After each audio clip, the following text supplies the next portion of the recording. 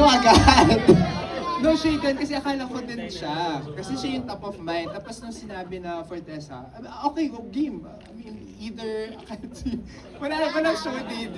Walang shade yun. Sorry. Walang shade. Pero kumbaga ang medyo na-visualize ko nung sinusulat ko siya because I like nga to work with the same actors again and again. Ang sure lang ako is Khalil. Nung sinusulat ko yung part ng husband, na cheater. Hindi ko alam kung bakit, kasi he possesses something na imperfect pero nakakaawa pa din. Yung para kasi ang bait-bait niyang tao and the way he approached Jude with so much sincerity and sobrang human na hindi lang kasi siya cheating husband when you watch him. Like, you may-humanize man, not to may-humanize the cheaters, but you get a sense of depth pa rin, why he's doing what he's doing somehow. Parang ganun. So, yun lang yung medyo clear, kaya nung nagkakaroon ng casting, lagi kong sinasuggest, Khalil lang po, Khalil po, saka siguro yung si Kokoy. Kasi nga, I've worked with Kokoy. So, yung role niya, nakita naman sa trailer kung anong role niya, walang kahirap-hirap yun. Oo, parang natural lang sa kanya yung gano'n. So, that's joke lang. Hardest role doon to eh. I think yun sabi niya sa akin, direct, sobrang hirap ng role ko dito. So yun. Thank you so much, Direk. Actually, totoo yung parang nakakaawa pero nakakainis pa rin na diba, na face. Parang share ko lang, have you guys seen voicemails for Isabel? Yes. Nick Robinson is the same. Nakakainis siya pero nakakaawa pa rin yung face niya. Wala, yes, hello. Diba, nakaka-soft. Yes, go Khalil Ramos. Woo! Okay.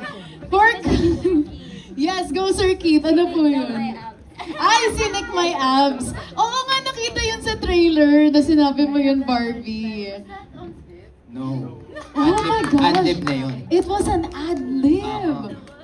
Sorry. Sorry. Oh my gosh.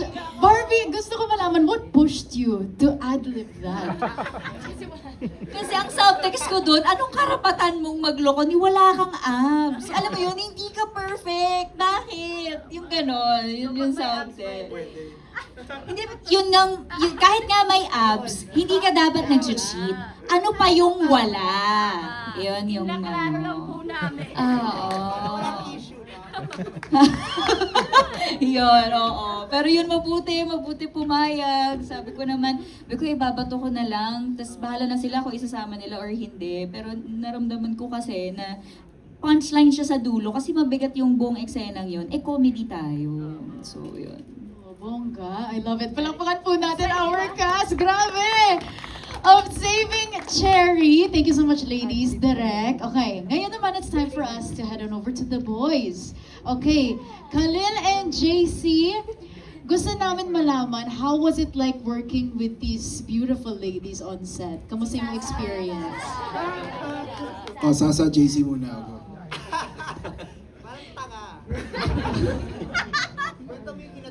Hinatid ko si Sasa after ng taping namin. Ayun, hinatid ko si Sasa after ng taping namin. So, dami namin napagkwentuhan. Naging close din kami nun.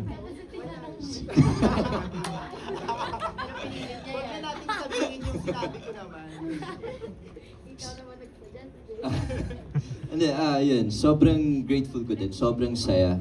And naka-work ko naman na si Barbie before sa P77.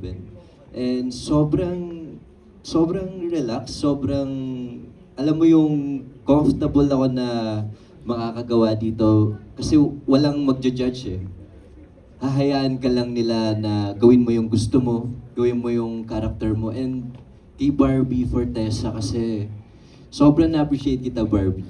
Kasi lahat ng co-artist niya, nakita ko kay Barbie Fortesa kung paano niya ibigay sa mga co-artist niya yung magsha-shine ka, kailangan pare-pareho tayo ganito. Ibibigay niya sa'yo yung character mo, yung kabatuhan mo. Hindi pwede siya yung aangat lang, basta lahat tayo dito pantay-pantay. Yun yung na-appreciate ko kay Barbie. Since before pa sa P77. Kaya sobrang saya ulit maka-work. And yun po. Thank you so Barbie. much, JC.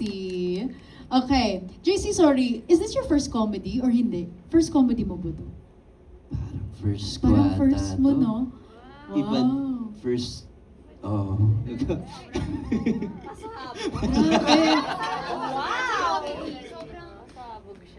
First comedy mo to, JC. Kasi di ba minsan sinasabi nila that comedy is the hardest.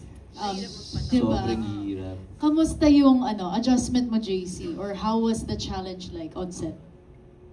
Oh, iba kasi yung character ko eh. So, sobrang na-challenge ako direct. Hindi, hindi ko kasi alam kung ano yung bibigay ko dun sa character na yun. Kung eto ba, kasi may nibigay na ako nun before. Sabi ko, mas i-level up ko kaya. And then direct, hinayaan niya lang akong ibigay yung character na yun. Sobrang in-enjoy ko na lang. Sobrang nakita ko naman na si Sasa eh, parang nagbigay sa akin. Parang nagbigay sa akin yun ng lakas. Okay. Gagawin ko na yun.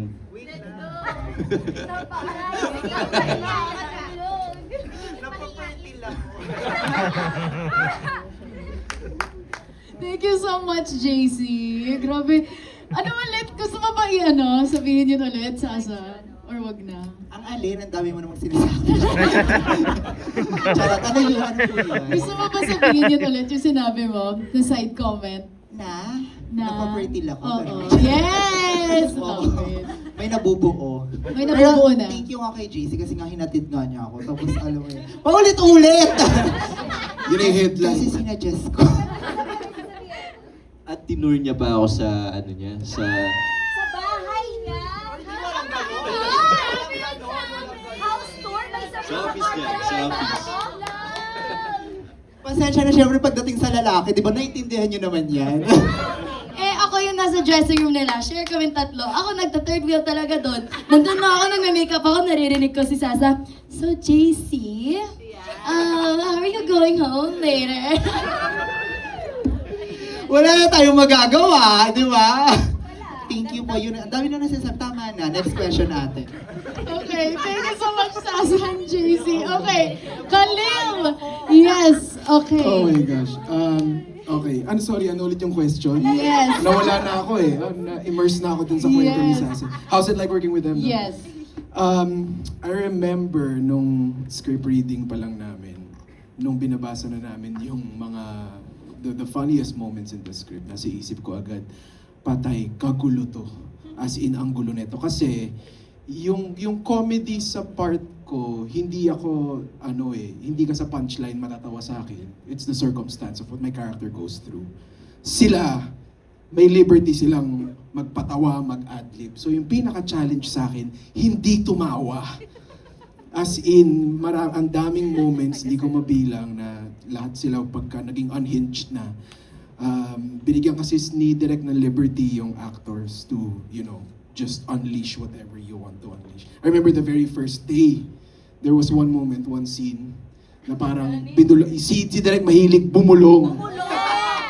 Bubulong siya ng off-script to certain characters na surprise gagawin during the take. So I had no idea kung ano yung gagawin nila. Gulatan na lang. So yun nga, hindi ako pwedeng tumawa, hindi ako pwedeng mo-off character. So yun yung pinaka-challenge sa akin. But I mean... Napamura ka na lang. Oh, napamura na lang ako. But yeah, it was such a really great experience to be able to witness firsthand how close they became while shooting the film. Kasi sobrang genuine, sobrang natural ng connection nila. As in, when you would do scenes with them, parang naniniwala ako. Sobrang tight-knit na barkada sila. Yun. Such great actors. Thank you so much, Khalil, for sharing.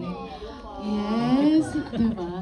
Okay, Khalil, ito naman gusto kong malaman because Direk mentioned na parang you were in his mind, writing the script pa lang, it was already you. So when it was presented to you, yes ba ka agad? Was it a yes? Okay, ito na. May pinag-isipan ko muna siguro mga 2 months bago ko. Hindi, sabi ko lang, Gcash ko na lang sa kanya. Pagdating ng press con, sabihin mo yan lahat. No, I worked with Direk Ivan on Love vs. Stars before. And I remember clearly my experience there working with him. It was such a great experience kasi he really values the actor and director collaboration, which I love. Sobrang sarap ka-work ni Direk Ivan. So when I actually